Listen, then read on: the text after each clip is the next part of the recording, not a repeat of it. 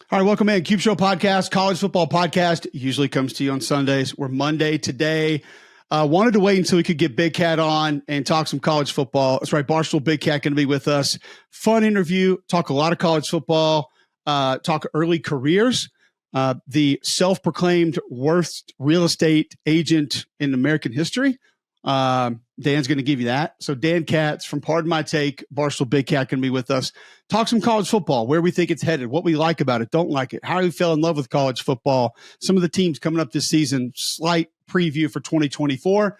And then we're going to roll into it hardcore next week of SEC preview. We'll go through all the teams, where they are. I do want to give you some camp updates first before we get going. You guys know each and every week, brought to you by Wickles Pickles, wickedly delicious. We always have them. Here in stock. We snack on them. We eat them. Kids love them.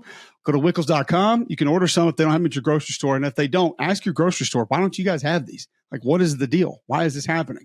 Also, if you go to @Wickles Pickles on Instagram, they got different recipes, different ways that they use them. That's fantastic. You need to utilize that.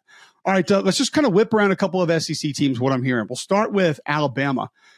Hearing good things about Jalen Milroe, how he's sort of managing things, managing the offense, and a guy that we knew could throw the deep ball very well. Did it great towards the end of the season last year, especially.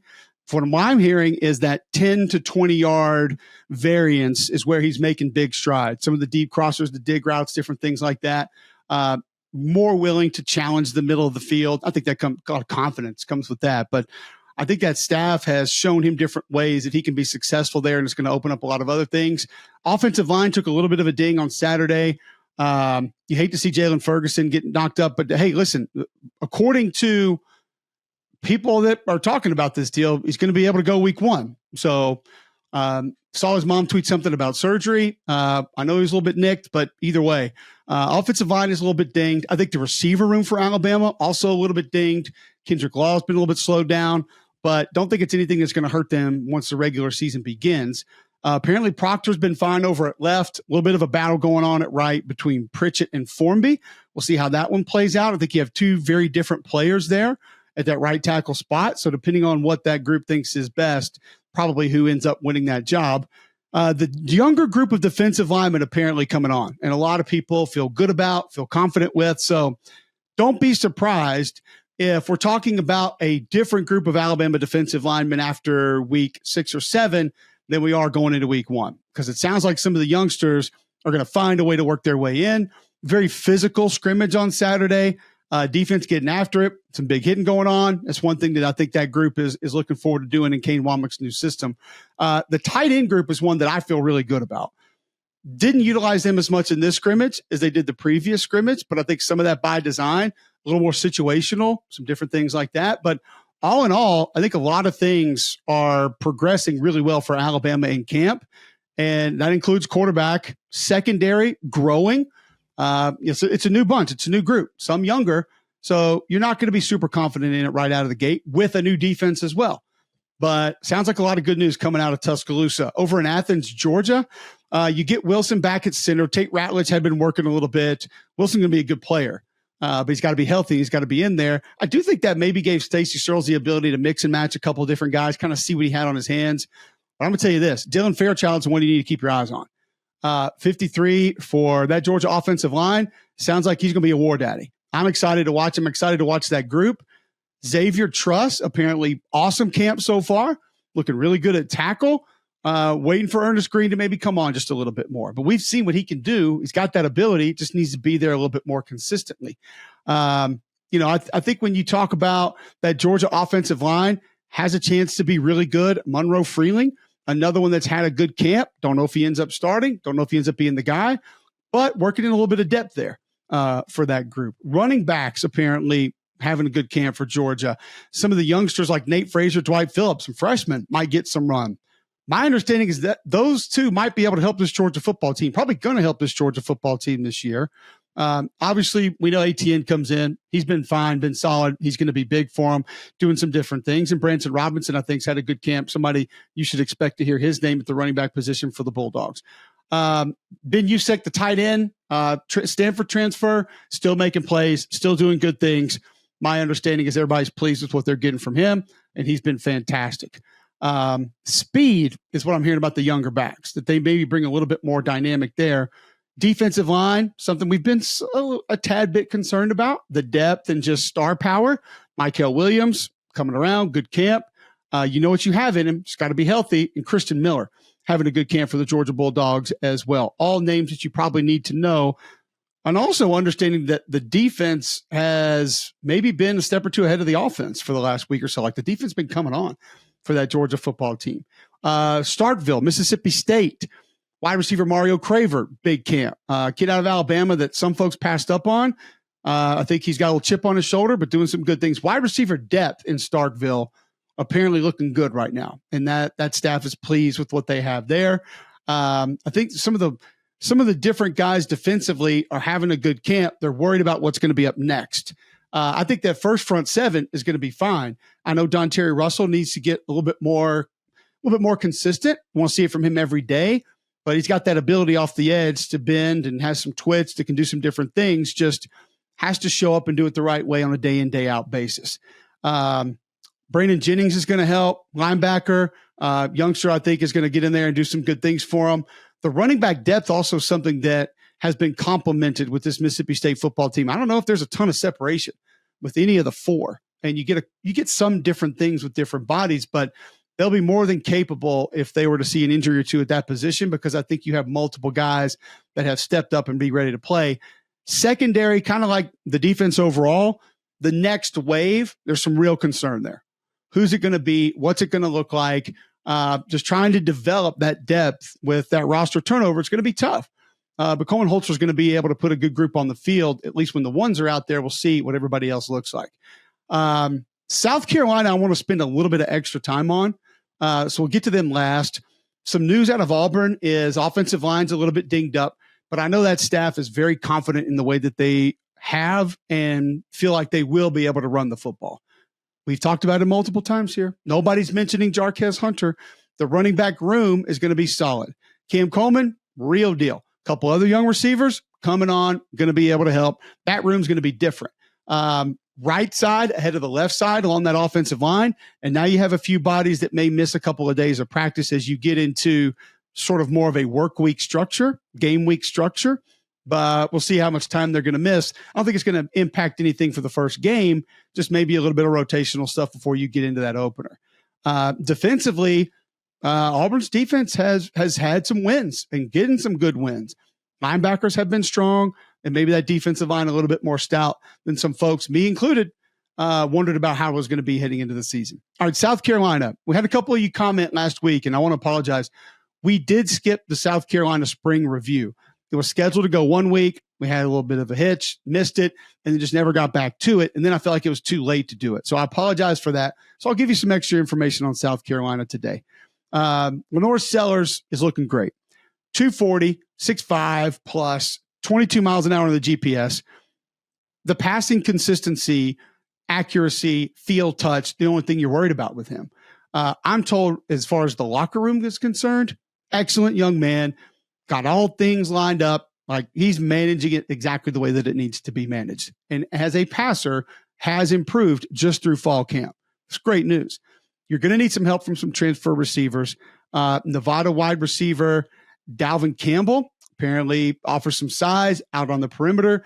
Nick Harbor's going to help. We know what he's there. We know what he can do. But the consistency actually catching the football, it is a wide receiver, has to continue to come on.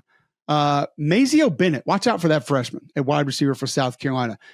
You'll find out here in a minute. South Carolina could have multiple freshmen playing big roles for him this year. Rocket Sanders healthy at running back and wants more work, asking for more reps, not trying to limit himself, which I think is great news.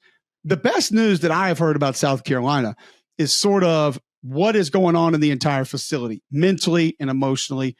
This is apparently a group that's really pissed off about last year. They want to prove some people that last year was a bit of an anomaly and not what it's going to be every year, year in, year out. That's why some guys came back. That's why some guys stayed.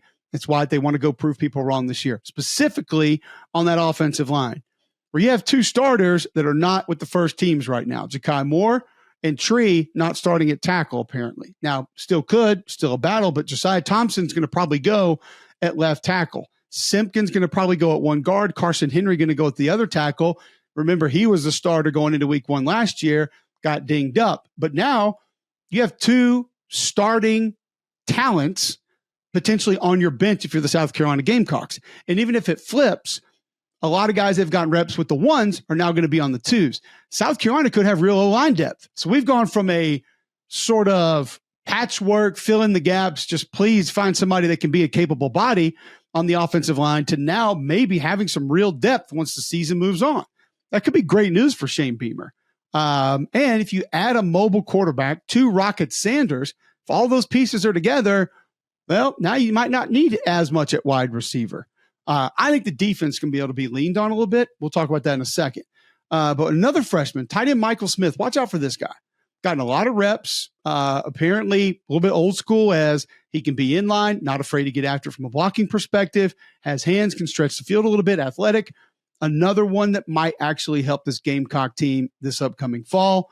And that offensive line, speaking of being on a mission, apparently did not like how things went last year, going above and beyond with extra practice time, spending more time watching film, spending more time together. They have a lot to prove this season and are out to do just that. Safety, I think, needs some depth. We know even Awari and DQ Smith have played a ton of football. They're reliable. They're good. They're good football players. There's not many safety combos better than them in the SEC, but you still have to have guys behind them. You're going to play a lot of plays. You're going to get banged up, and then you're going to have to play extra safeties at times as well. Watch defensive end freshman Dylan Stewart. He'll be on the field some. I think he helps this group. Fred Johnson at linebacker, maybe a little bit more athletic. I think he's the one that's going to help this group. So what are we up to now? 5 freshmen that are going to help the South Carolina football team.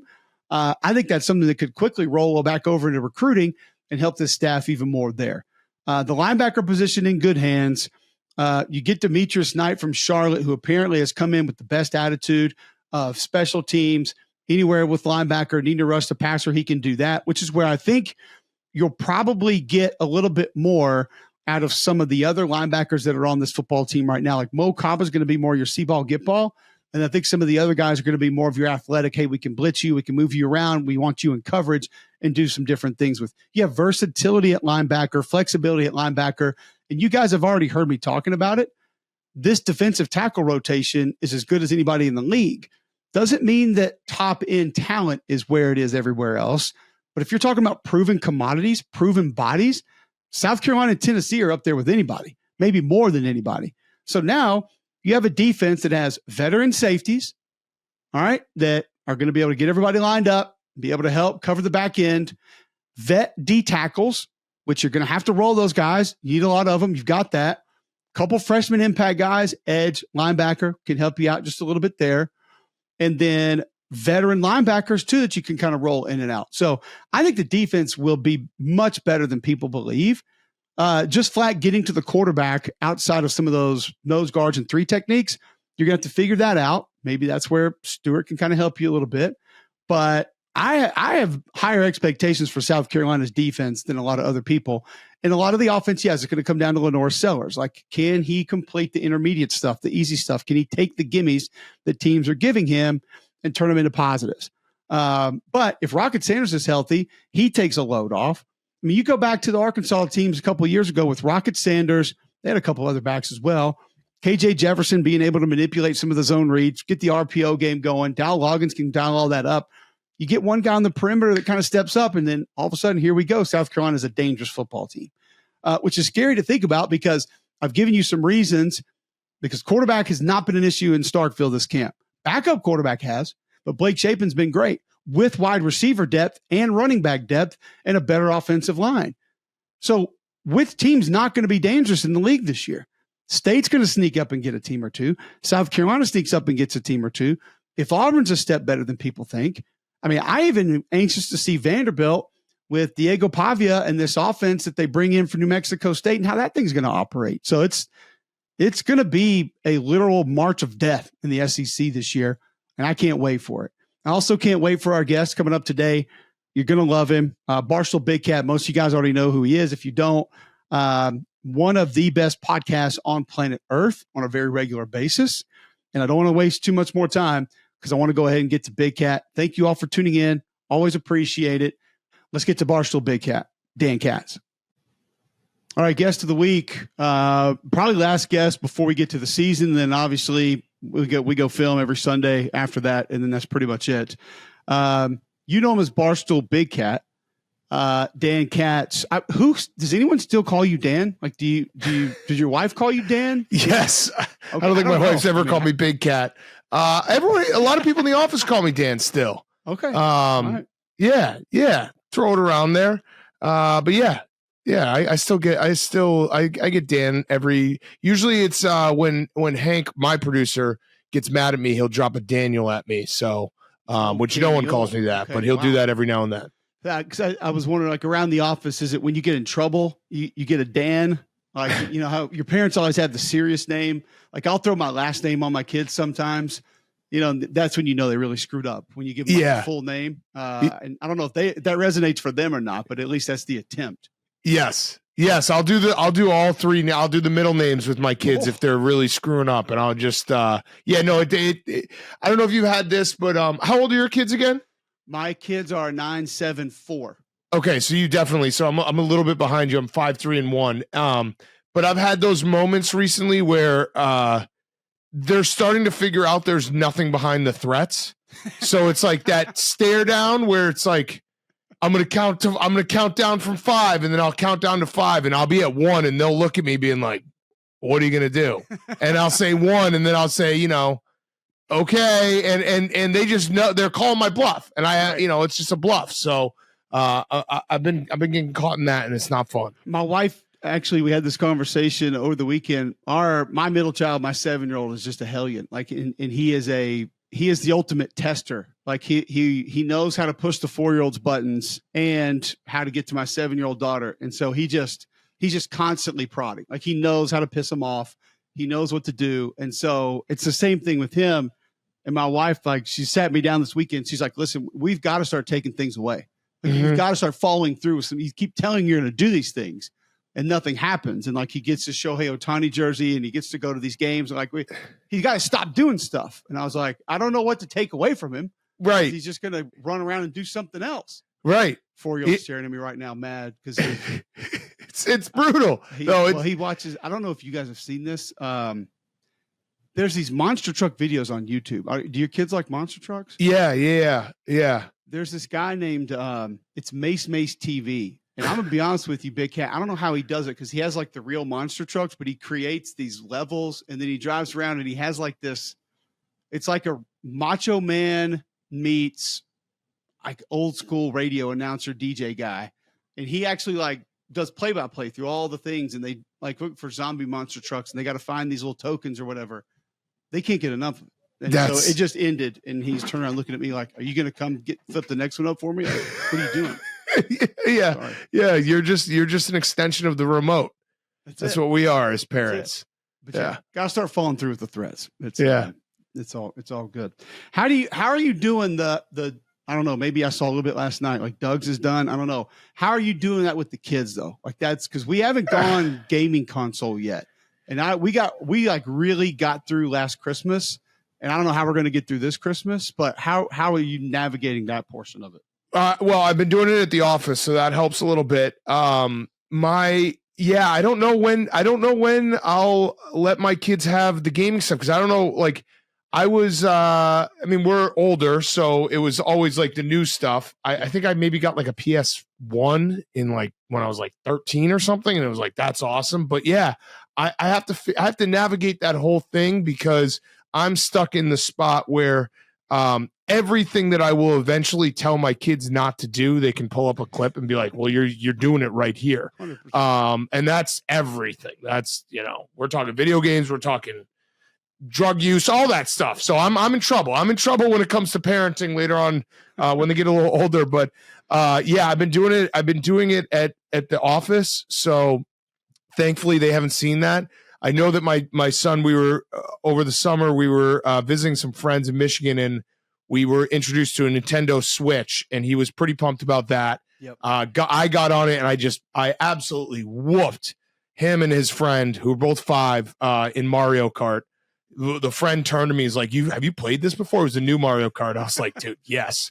And it was awesome being like, I just loved beating up on them in Mario Kart and being like, I still got it. So I think that will be what I do is I just get them a gaming console and then restrict their use of it so that I can stay better than them at the games. Oh, I like that strategy. The only ones we've been introduced to are the NES. So I actually have like the old school Nintendo. Oh, nice. And my son is actually 7-year-old. He's beginning to figure out a little bit in Tecmo Bowl, like how to throw and catch a little bit, like he can actually navigate it.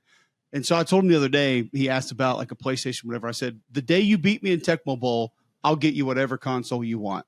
Have all of it. Because it'll never happen. It'll literally never happen. That's awesome. It's okay. So that's one way I'm trying to deflect it just a little bit. We'll see how it goes. Yeah. I love that. That's a great way to do it. I might have to do the same thing.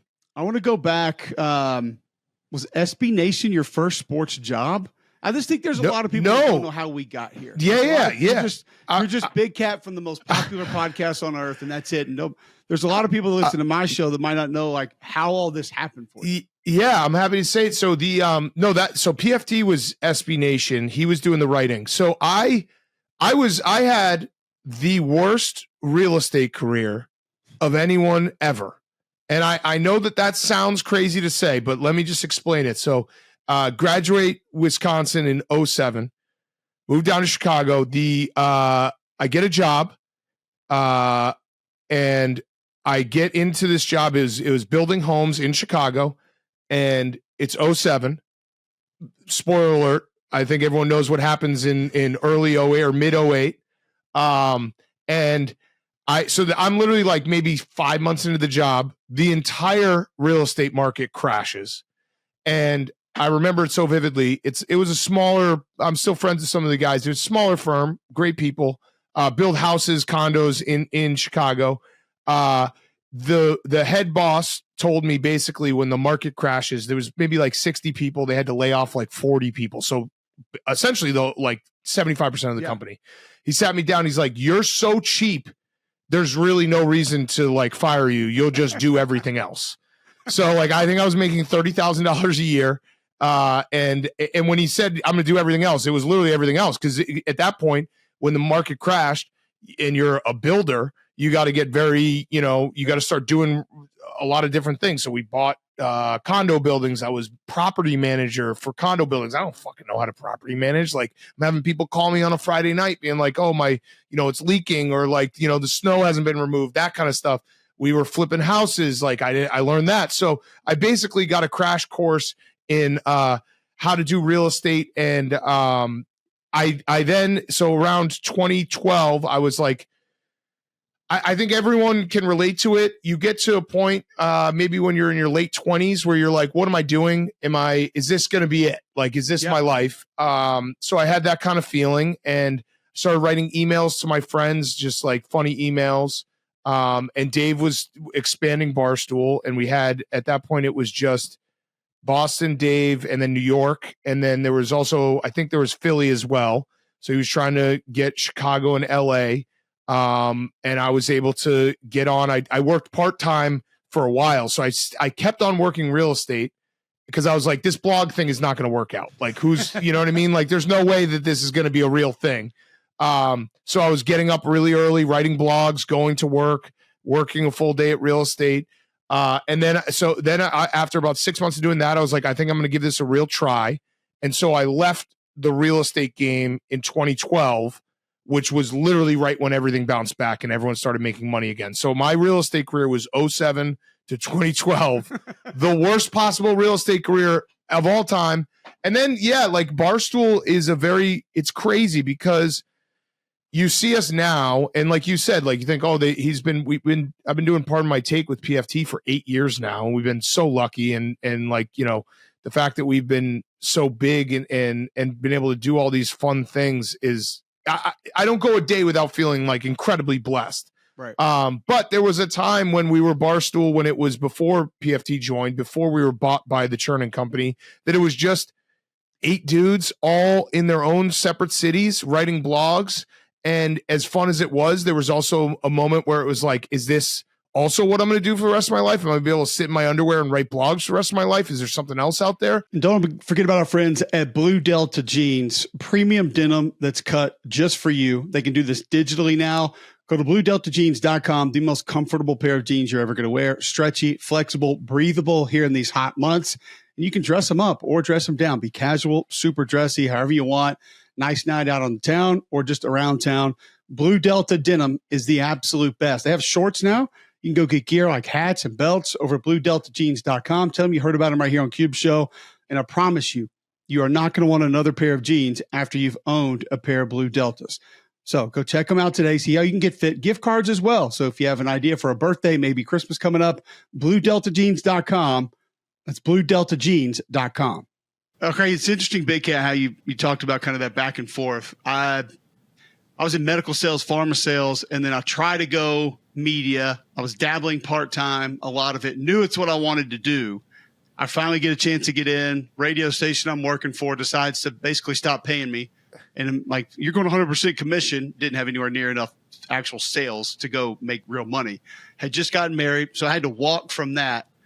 And I almost tried real estate, but I did insurance, and then I did boxes. And I don't know which one's actually worse because I absolutely hated myself when I was doing both. Yeah. So was there anything else you tried that maybe wasn't as bad or was worse than the real estate? So I actually I got to a second interview in medical sales, and they basically told me, yeah, sorry, if you didn't play Division I college football or hoops, or you're not an attractive female, you're not going to get a job here. But that's so funny that I didn't know that about you. Like the one thing I hate more than anything, when you, especially in today's day and age, when you go on Instagram or Twitter or whatever, social media, there's so many people out there that are like essentially just forget the lucky breaks they got along the way. And they essentially are like, oh yeah, this like, this is what you got to do. You buy a couple of houses, or you tell yourself you're going to do this, and you'll end up doing it. You'll be successful. Like, I'm a millionaire because I did this, this, and this. You need lucky breaks, and you need like 100%. And I also think like you doing medical sales and me doing real estate taught me things that I still use today, whether I realize it or not. Like, just hard work and work ethic are very important. And like, I'm not the most talented guy. I don't think I'm the funniest. I'm definitely not the smartest, but I do think that I will outwork a lot of people. And that will get you places, and being there for the people every single day and watching the games. Like, those are the little things that I think, it takes hard work, but it's that's the fun part. And that's where you have success later on, and it does take a little bit of time. Like, you've been wildly successful. You're blowing up. I see you. Anytime there's a blowout in a fourth quarter, you're eating a cheeseburger or interviewing like a chicken. I actually asked if I could do the Gamecock for you, and we didn't know the guy would not let me hold it. He said you can hold it. He said, but I'm just telling you, it's going to come at you and probably end poorly. And I was like, that would make great television, though. Yeah. But I don't know if we should do. My producer's like, no, we're not doing it, because he heard the guy say it through my microphone. He's like, we're not doing it. We're not doing it. I was like, damn. Okay. Well, but may have been good. But you've been, I mean, you're everywhere now. And like, you've now become like, synonymous with like college football, especially SEC football. And it's like, people might think you just popped out of nowhere, but it's like a lot of hard work and failures and hours and things you didn't want to do. And, the job, like, my biggest thing was, I still struggle with this, is that I just hate saying no to anything. And which is why you're here today. Right. Yeah, exactly. That's exactly why I'm here today. No, I'm here today because I love you, and I'll never say no to you. But it's just that's kind of what it takes, especially in this industry, is you got to be a guy who just never says no, because there's going to be someone hungrier than you. And, even at 39 with 3 kids, I'd like to still be able to hang my hat on being like, I'm going to outwork a lot of people. I don't know how much longer that will last, because I'm definitely tired. But, that piece of it is a big piece of it that people kind of diminish or don't acknowledge. And they're like, oh yeah, this is just how it just happens. You know what I mean? You just snap your fingers and you can have this podcast or do this. It's like, no, there's a lot of things that go behind it that take a lot of work. Yeah, you almost dropped an S-bomb there. We're going to have to apologize to Meg, my mother-in-law. She listens to the show, and she gets upset with me when I cuss. But Wait, you have but the what freedom. about me You have cussing, the Meg? you have the freedom to do it. You have the freedom to do whatever you want. I will apologize on your behalf to Meg because she is lovely and she actually listens to every show, and we appreciate that. But here's the thing about you, though, Big Cat. That appreciation that you just said that you still have. I've heard you do that multiple times. Like, this is not just this show. I've heard you do it a couple of years ago. I've heard you do it with other people. And I think there's a difference. There's two kinds of us kind of in the media. There's the one that sort of ascends and it's like, F everybody else. Because my wife still gets on to me. She's like, why do you say yes to all these radio shows? Like, why are you doing all these hits? And I'm like, because I'm the guy that was begging everybody to come on my show. Correct. When I was on a podunk station in Huntsville that no one had ever heard of. And they're like, well, I worked with you one time, so I guess I'll do it. Like, I was that guy for a long time. And so I don't think that ever, it's like you said, that never goes away. You never get to a point where if you were ever that guy, you never ascend to screw everybody. I'm never doing these shows again. Yeah, it's absolutely true. And I think that's also a little bit of the secret sauce we have here is that it's a lot of people who weren't traditional journalists, didn't play, high level sports. So it's like, the regular average fan really comes through for us time and time again. And you're right. Like I this is a crazy thing to say, but I really do feel it. Like I still wake up, not every day, but there's days where I wake up and I'm like, is this the day that everyone's going to think I like just suck? Is this the day that people are going to stop listening? And that, as crazy as it is and stupid as it is, it also helps drive me. Because I know the only thing I can do to make that not happen is just keep working hard. Because again, like there are people in this business who, and you know them, I know them, who are just effortlessly like talented and effortlessly just great and great talkers and really smart and insightful. They know the game and all those things. And I'm not any of those. So I have to be what I am and just work really hard and try to be there for the people because I it's not a natural thing that comes to me. So yeah, that's it. I think that it helps guys like us, like having that little piece of you in the back of your head where you're like imposter syndrome. Will people just all of a sudden say I stink now and don't want to listen to me anymore? Like we're not all Greg McElroy. No, but we were not all fed our lives on that silver spoon. That's for sure. You might be an 8. I don't know if you've ever done like the ideograms or whatever this is. I've recently gotten into this. Like I'm trying to do better with leadership and things like that. And I have a friend of mine that studies personalities, and she has like there's this ideogram scale of like 1, 2, 3, whatever. She's like, oh, you're an 8. And she was telling me the reasons that an 8 is determined to do things. She's like, there's a lot of people that do want to accomplish things for social status and to get a ribbon or to have their name on a building. She's like, 8s just want to run through everybody. And it's all they know and it's all they ever want to do. And when they get there and they accomplish it, it's immediately, well, okay, what's the next thing that I have to go do? Yeah. That's, I guess I'm an 8 because that's a tip I give everyone who comes here, new people to Barstool. And it's kind of a thing that you either have in you or you don't, where you have to be able to not, like if you do something great, you can't be like, all right, great. I did something great. Like that's my month. I did something great. Like we'll interview a big interview. That's my month. Yeah, right. No, but there are people who have that, where you're they're absolutely like, oh, right. great. Like I'll just live off this video or this interview. We do an interview, big interview. I'd say I'm happy about it for about 2 hours. And then I'm like, all right, so who's next? Because I know that that's how fast the internet moves now. Yep. You can't say, oh, well, I did like we had a run this summer where we've been just ripping off these big names after big names, and it's been great and it's been so much fun. But it's also like I just keep thinking like, all right, well, who's next? And so you're like the Goldberg of podcasting. Like who's next? Basically, I want to spear the next guy. But you know what, Big Cat, on a little bit of a smaller scale, I have that. I don't know what else to call it. Someone call it paranoia. I have that with our radio show literally every day. Yeah, it'll be about 8:30, 9 o'clock, and I look at my wife and I'm like, I got to get some shit together for the show. Like I don't feel like I have enough. I got to see what's out there. I got to know what's going on. Like, do we have good guests? Do I have to get somebody else? Every single day.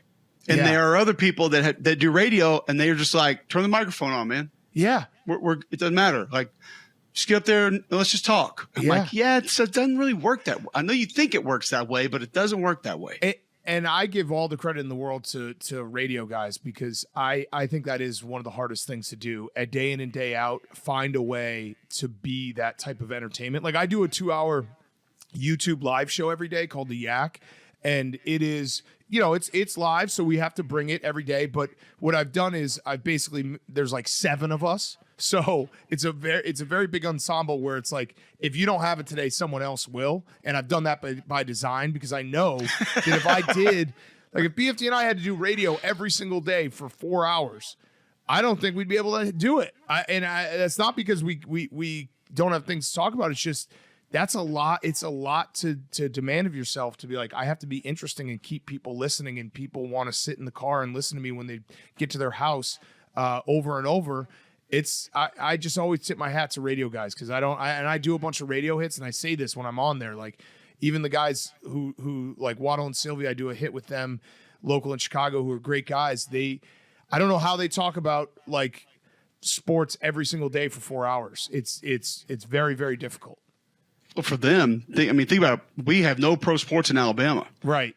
But that shows you how big SEC, Alabama, Auburn football are in Birmingham, that Greg and I can do that every day, because we don't have Cubs, White Sox, worst team ever, or Bears, Bulls, Blackhawks. We don't have that. So we got to spread the wealth a little bit. I do have to ask you. So I know we're going to talk some college football. Yeah. I'm still in the process of getting ready for the season. My Coach Doug streams have delayed me a little bit because I've been playing video games, which I'm in a torture chamber with those. I just get belittled nonstop on the chat, and I can't win a natty. I've lost my secret sauce. But from everything I know, and you can tell me, so maybe I know you have some questions about college football, but I wanted to throw this one out there just to start. Is anyone beating Georgia this year? Maybe Ohio State, and it was actually. Oh, okay. I was going to ask you, because I was going to ask you, is anybody on Georgia and Ohio State's plateau? Now, I have Georgia ahead of them, but I think there's a pretty big gap between the next tier of teams, and it would take a couple of injuries to get Georgia this year. And if Ohio State, if that offense comes together, like, Big Cat, people don't know how good Chip is, man. Chip is the real deal. And it's not this whole, like, DeAnthony Thomas, going as fast as you can, zone read offense, hurry up to, no huddle. That's not it anymore. Like, he creates space better than anyone. The misreads and the visual deception that he brings every single week.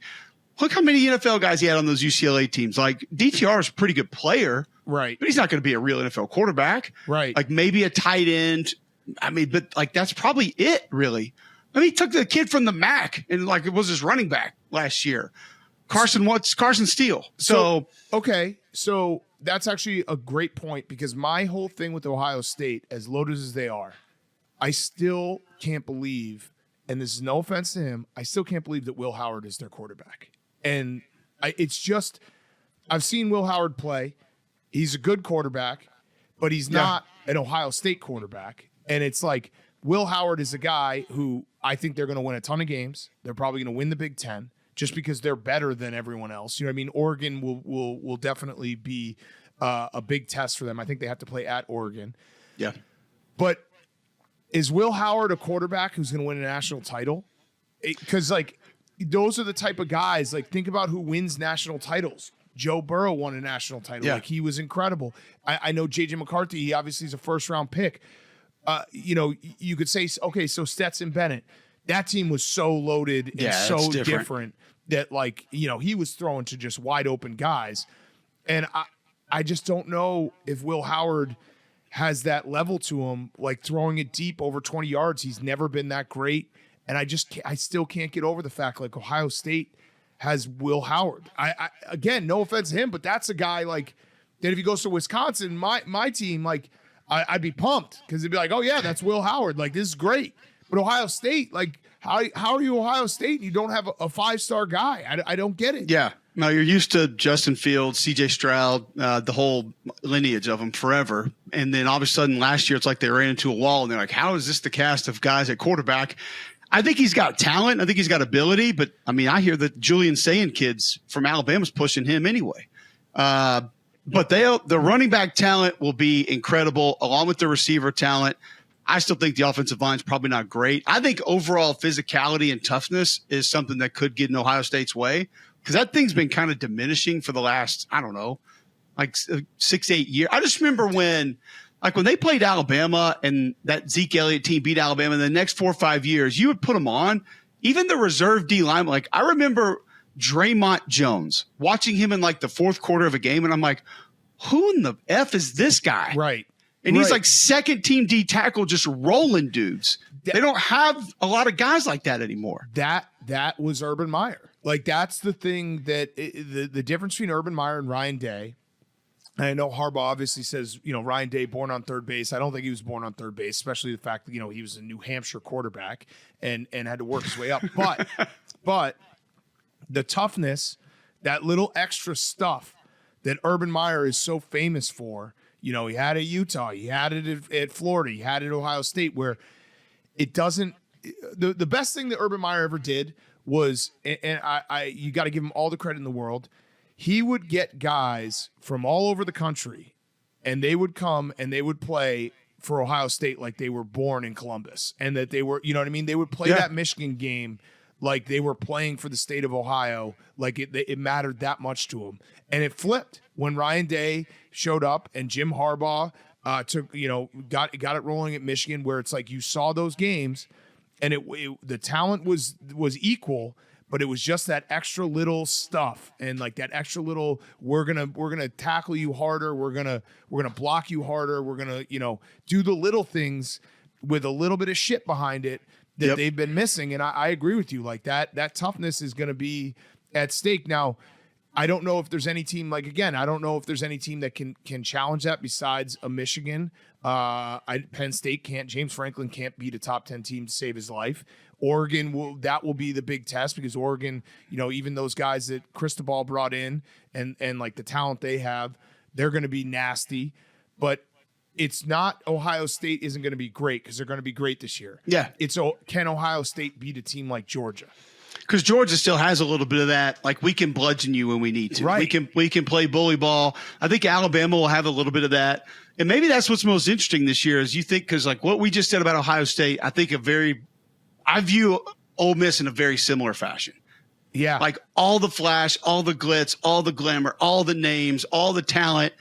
Like if it comes down to a street fight, like if we're stepping out into the back alley and we got to finish this thing, are they going to be all right there? Yeah. I don't know. I kind of don't think so. Like Tennessee is in better shape, Big Cat, at the line of scrimmage than probably all but 8 or 10 teams in college football. Yeah. Like they're loaded at D tackle. Now that doesn't mean they have first rounders, but like legitimate, proven, and just not a lot of teams have D tackle depth this day and age. Yeah. They have one of the best edge rushers in college football. They have a bunch of O linemen coming back. They have, I think, the best right tackle in John Campbell.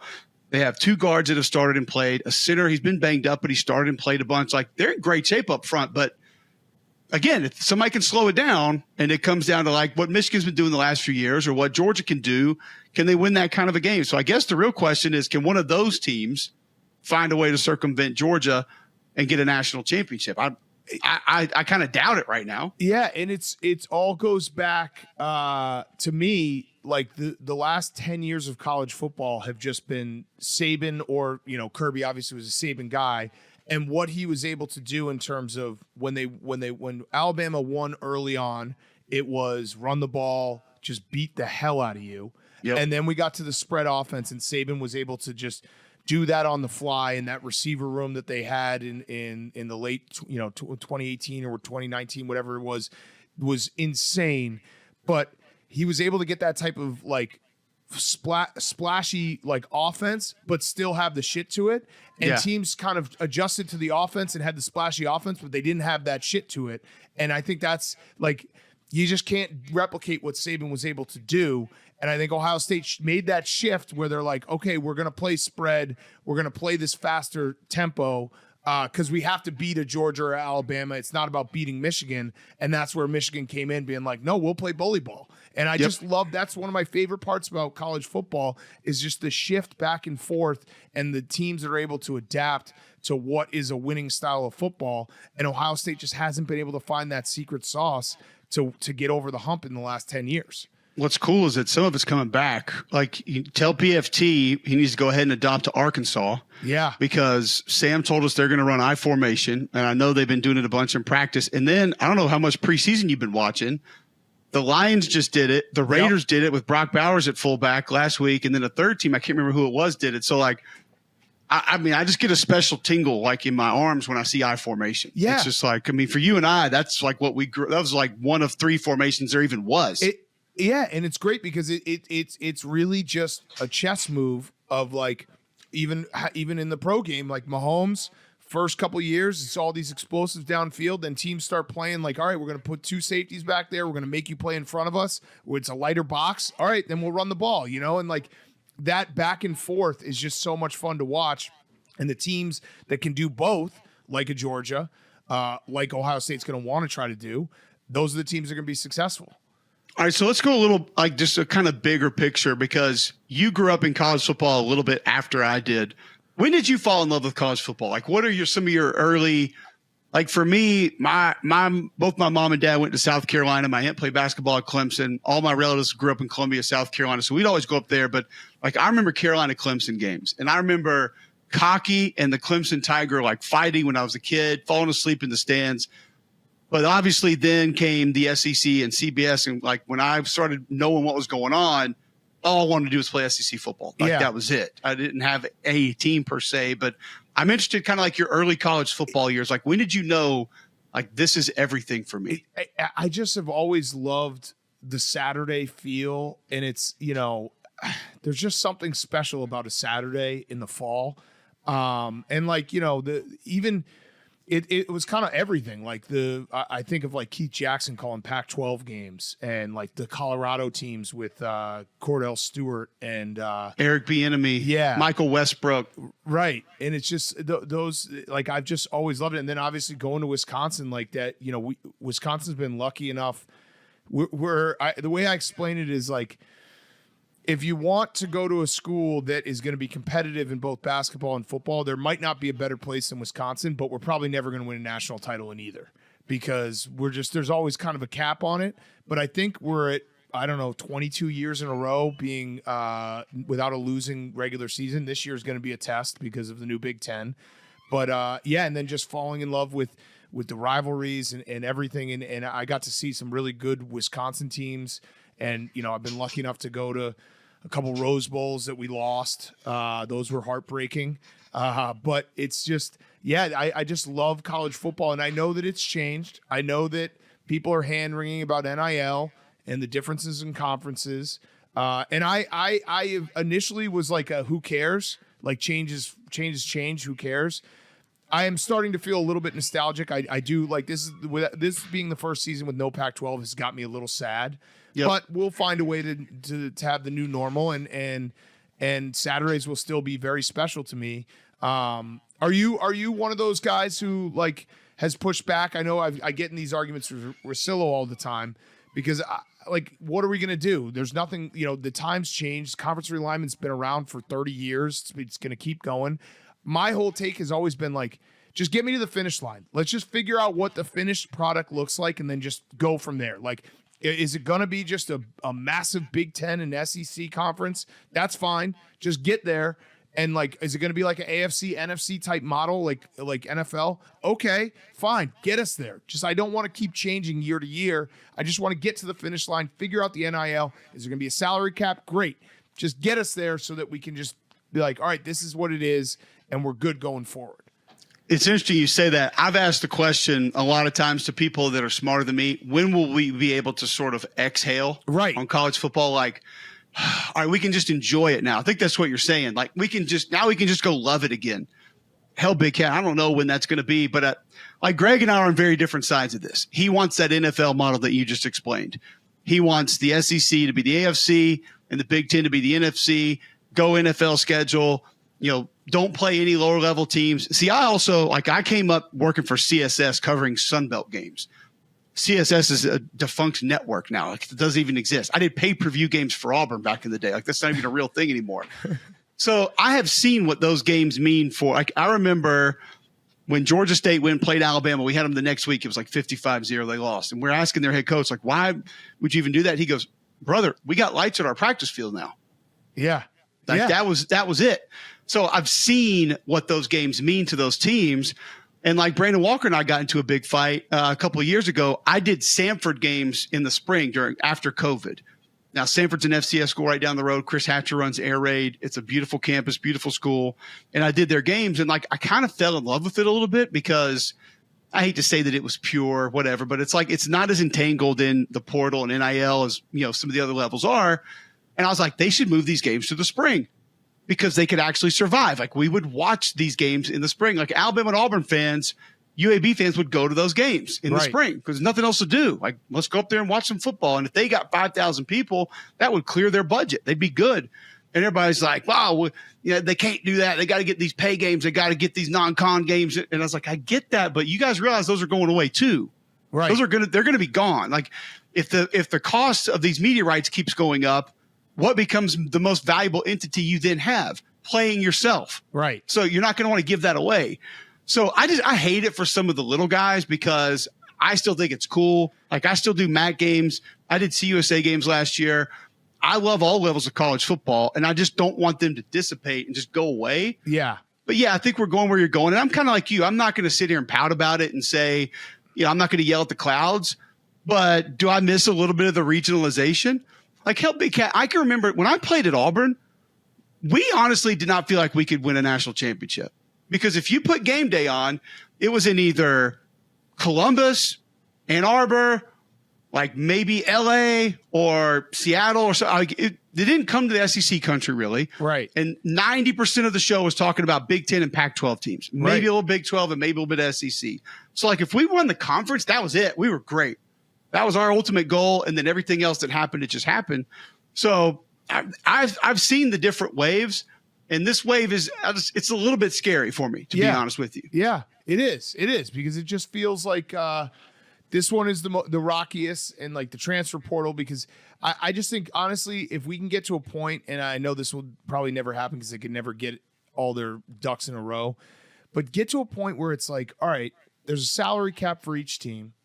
You know, if you bring in more money, your salary cap's a little bigger. That's totally fine. So it's not like everyone's on a flat salary cap. And it's a system that, like, hey, freshmen, you get $50K. Sophomores, you get $100K. You know, juniors, you get $150. If you transfer, you go back to freshmen. So it's like, guys can still transfer, but there is at least something in there that tries to keep guys there for longer, because that is the piece that I think that we're going to lose here, is like, especially for a team like Wisconsin, who I root for. Like, the thing we did well is that we would get the 2-3-star guys and make them NFL players and coach them up. And they would, by junior and senior year, they would be different guys than they were when they came in. And now you kind of don't have that opportunity as much, because the minute a guy doesn't play, he's like, all right, where am I going? And that's the part that definitely they have to figure out, so we can get to the new normal, because I want players to get paid. I think they should get paid. I think they should have been paid a long time ago. I'm all for that. It's more that, like, I still think that you're making not mistakes, but the culture of, like, hey, the minute there's a little adversity, I'm just going to hop to another school. That's where, as fans, we lose a little bit from that. Yeah, the portal's the biggest problem. Yeah. And if they could manage that somehow, then I think a lot of the other issues would at least go down a couple of levels. All right, so this upcoming season with the 12-team playoff, is the regular season going to be better? How much of the regular season is going to be better? When we get to, say, second week in November, how many teams are we talking about? Maybe being in, maybe winning a championship. Is that going to make it a lot more intriguing than it has been? I think it will. I think when you include 12 teams, you're now probably a pool of 20 that are going to be playing very meaningful games. And I'm very excited for – I know that you'll lose a little bit of the, hey, one loss feels like a death sentence, because that's how it was for the longest time, especially in the BCS era, where every single game felt like if you lose this game, you're out.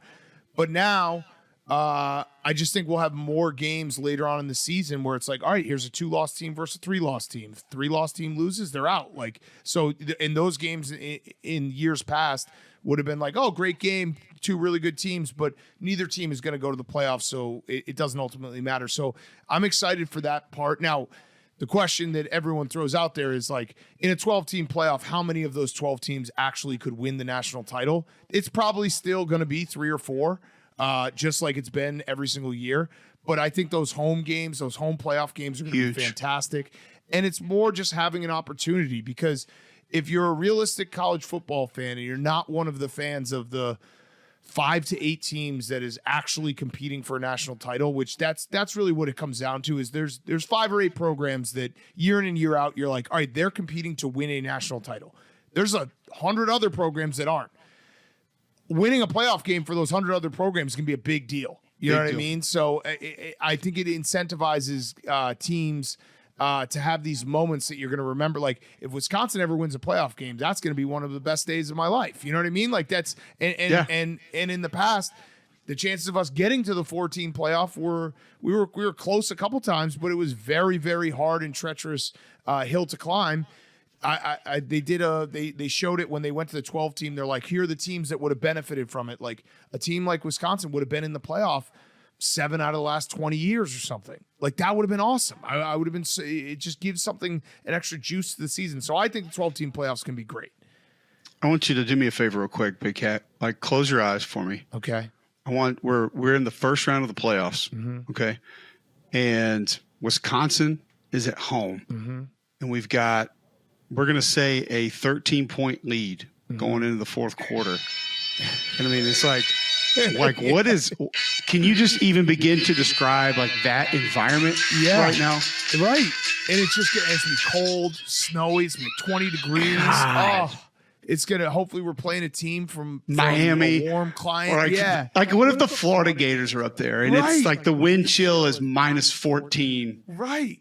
That place is going to be just bananas. And that was never a chance. Never a chance, in years past. So I'm excited about the 12-team playoff. It's going to take some getting used to. It's going to be a little bumpy, but it's just more teams have a shot at this thing now. And again, they're like, Penn State's going to make the playoff a lot. Is Penn State going to win a national title? Probably not, because we've proven that Penn State is a really good football team, but when they have to play Ohio State and Michigan, they struggle. But I don't know. That's just have a chip in a chair, have a chance.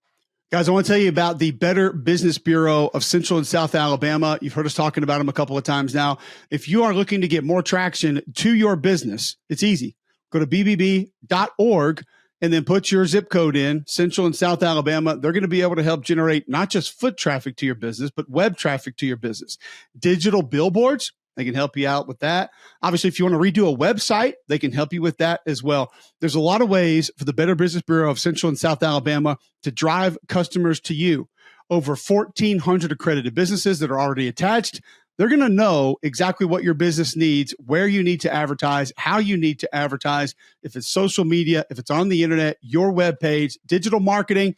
The Better Business Bureau of Central and South Alabama here to help. Offices in Mobile and Birmingham. Go to bbb.org today. Here's an interesting one, because you've brought up Oregon a couple of times. I feel like your confidence level is where a lot of the other college football media's is, or a lot of the public's is. I love Dan Lanning. I love parts of that team.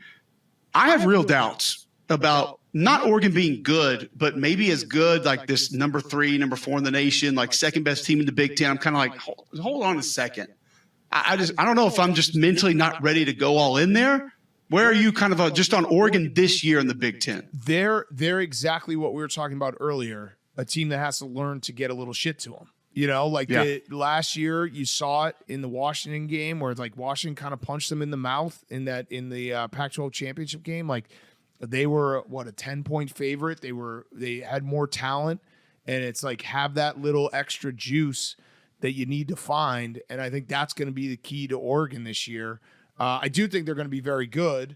It's just finding that extra little stuff. The team that I'm high on in the Big Ten is USC, and it's solely based on the fact that you are going to get better by getting Alex Grinch out of your facility. That's it. Like automatically they're just upgraded because they don't have that guy anymore.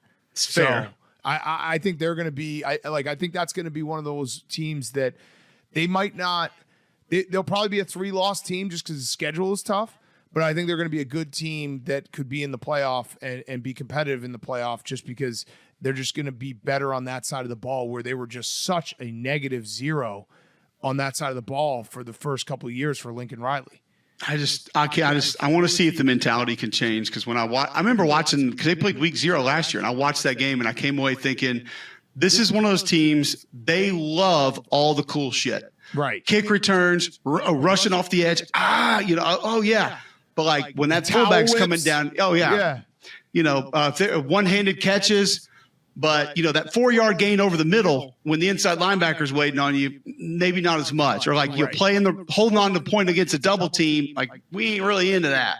Right. I'm just going to see if they can kind of not be that team moving forward. Last one. I know you got to run. We know you're a Wisconsin fan and you want Wisconsin to do well. You got LSU sort of became your adopted sons a couple of years ago with Coach O. Yeah.